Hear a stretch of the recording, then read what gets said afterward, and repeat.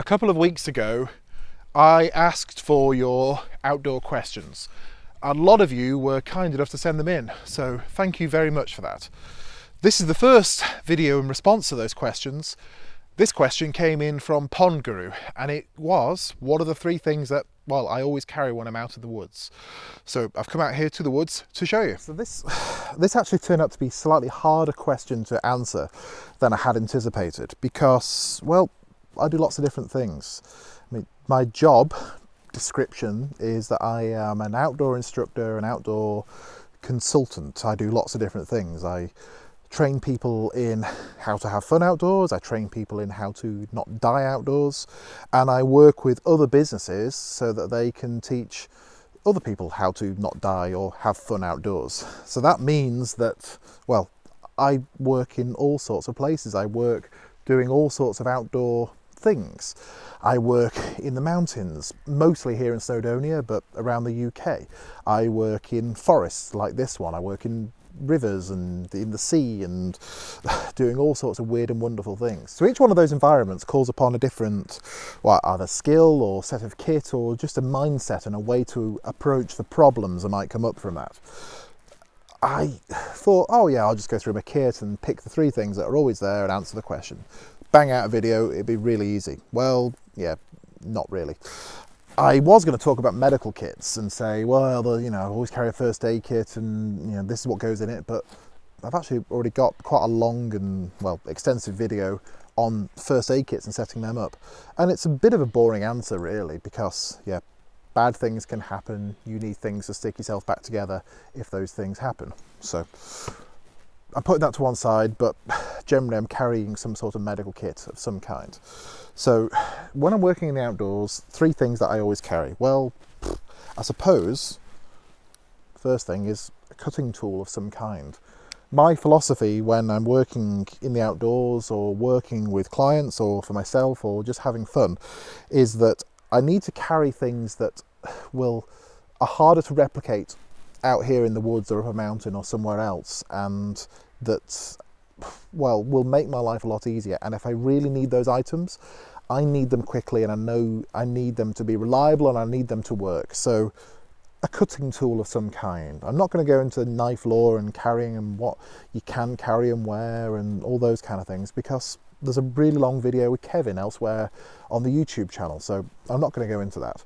But I'm going to show the knives that I carry. So I've got this one, which is Boka, well, it's a knife, it's a liner lock that I've had for years. It's a locking blade with a slightly curved blade, and it's got a clip on it, and it's got one of those studs on the back, so if you need to break glass with it, you can. And it's also got a seatbelt cutter that you can access in one hand, and, well, a can opener, because why not?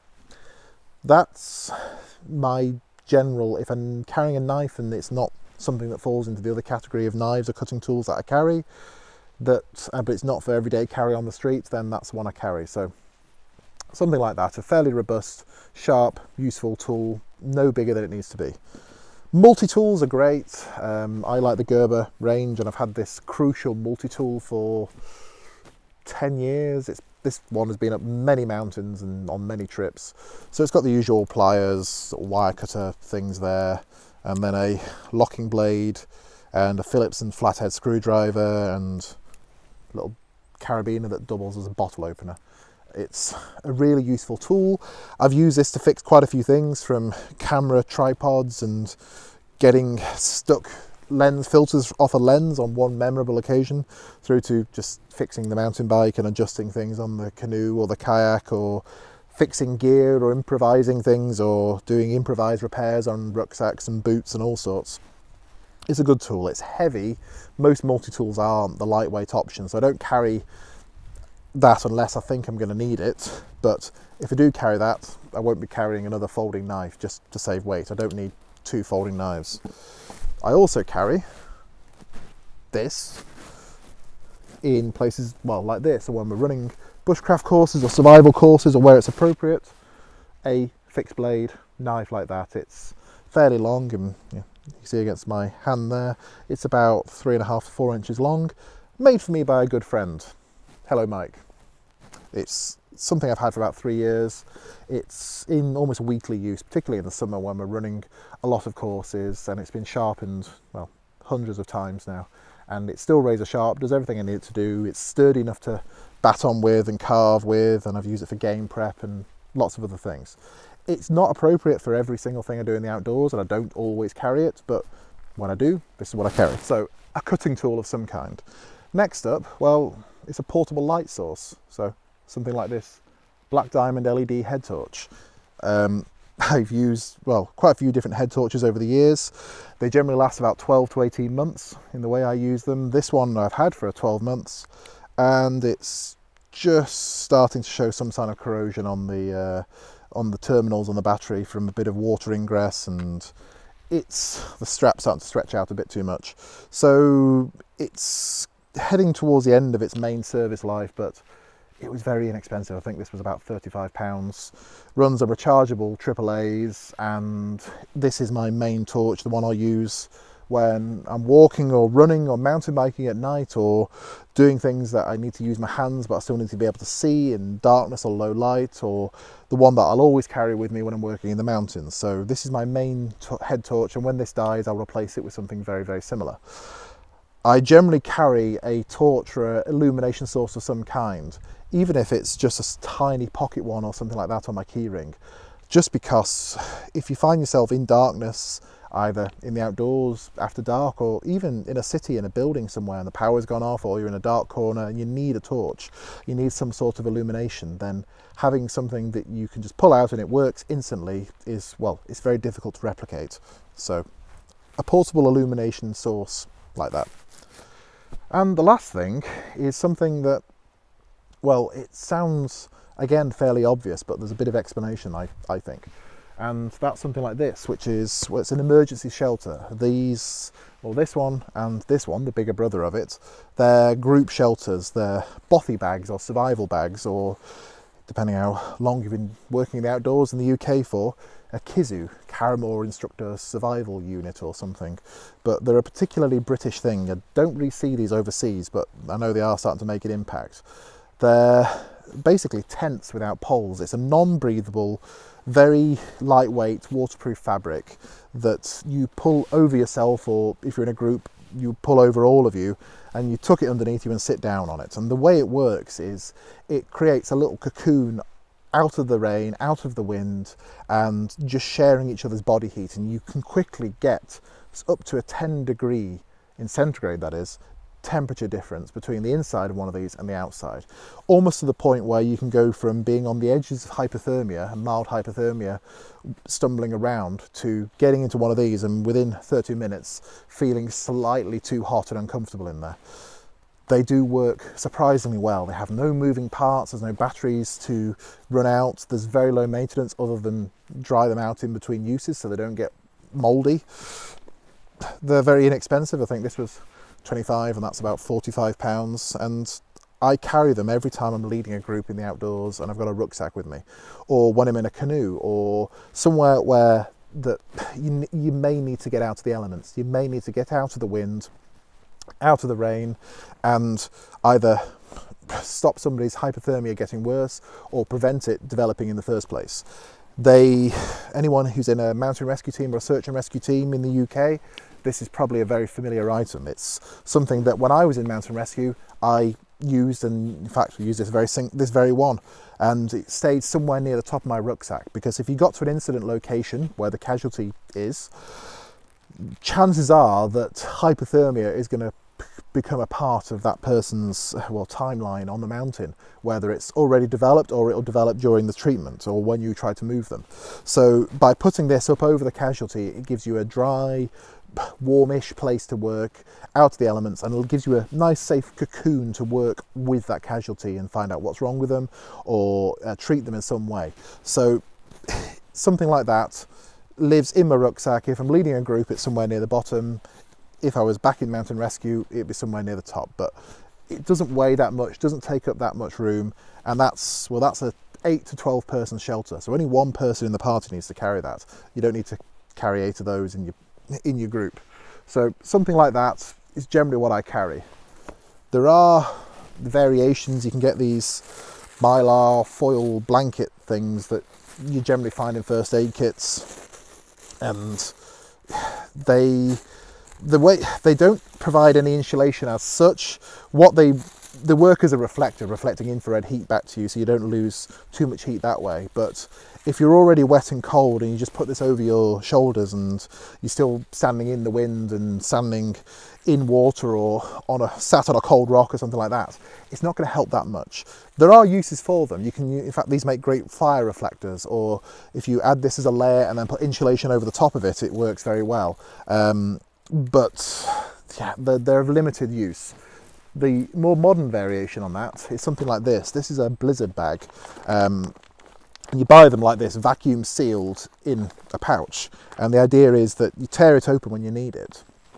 And in there is kind of a cross between a body bag and a sleeping bag, made of foil, and it's double layered, and there are little baffles that open up and create an insulative layer of air around you. So it stops you losing heat through, well, infrared radiation, but also adds some insulation by trapping a pocket of air around you. This is much better than one of these, and this is the sort of thing that I carry in winter in the snow. If I'm winter mountaineering or snowshoeing or something like that, this is generally in my pack because it's a one-person item. But if you can get somebody into this, you can, well, stop hypothermia developing very, very, well, very quickly. It's very, very useful, and yeah, I've had these for years and I've used them a couple of times. They're very, very good. Don't try and have a planned overnighter in one of these though, because you won't sleep. You won't get a wink of sleep. They are so noisy. It's like, well, you turn yourself into a human baked potato, and yeah, they're very noisy and very crinkly, so not the best. So there's 3 items I generally always carry: a cutting tool of some kind, portable illumination, and an emergency shelter. Those 3 things that if I do need them, I can just get them out straight away, and they will work and they're reliable. They don't take up much room, they don't take up much weight, and they do jobs that are difficult to replicate with other items in my bag. So that's why I carry them. You'll notice that I haven't mentioned anything about fire starting or fire lighting. Well, here in the UK, our wilderness areas don't tend to look like this. They look more like this, or this, or this. You'll notice in those photos that there's not a lot of tree cover. Our wilderness areas in the UK are our mountains, and our upland areas are moorlands. Those are the places you can walk for all day and not see a single person. Those are the places where any kind of rescue or calling for help or being carried out from by a search and rescue team, those are the more difficult to access areas. Those are the more serious areas. So without many trees and with a very wet area with not many level surfaces and not much vegetation, firelighting isn't really your first port of call for survival. I generally carry a ferro rod like that of some kind, or a firelighting stuff of some kind, if I'm going to somewhere where lighting a fire is a possibility.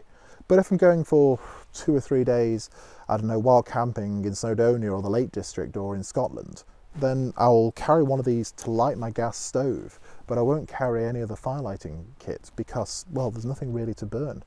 And any time spent moving from where I am to somewhere where I can light a fire, gathering all the things for it, possibly failing the first time, getting it going in the wet weather, and finally getting warm around it, well, I probably would be better putting that effort into getting myself to safety or getting myself to a better position. Or if I can't move very far, then getting into my group shelter or my tent or my bivvy bag or something like that.